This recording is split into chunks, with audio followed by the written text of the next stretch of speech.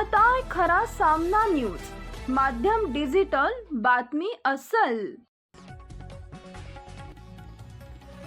मराठा आरक्षणासंदर्भात कक्ष स्थापन करण्यात येणार असून आरक्षणासंदर्भातील नोंदी शोधणे, कुणबी जात प्रमाणपत्र, जात पडताळणी प्रमाणपत्र आदींबाबत नागरिकांना सहाय्य करण्यासंबंधी जिल्हाधिकारी कार्यालयामध्ये हेल्पलाईन क्रमांक सुरू करण्यात येणार आहे।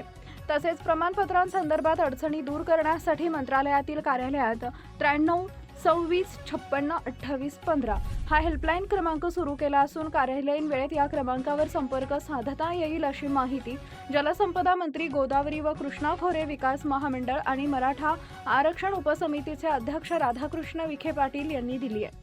मराठा आरक्षण उपसमितीची बैठक मंत्री विखे पाटील यांच्या अध्यक्षतेखाली मंत्रालयात नुकतीच झाली।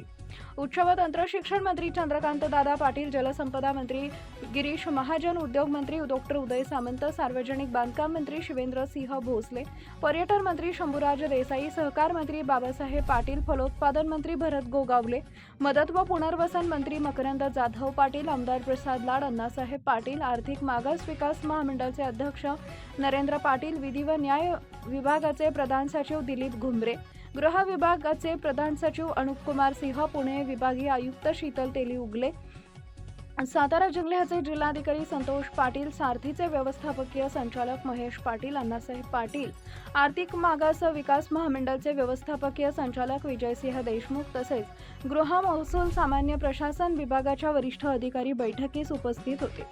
छत्रपती संभाजीनगर विभागीय आयुक्त, लातूर, धाराशिव आदी जिल्ह्यांचे जिल्हाधिकारी दूरदृश्य प्रणालीद्वारे बैठकीत सहभागी झाले होते।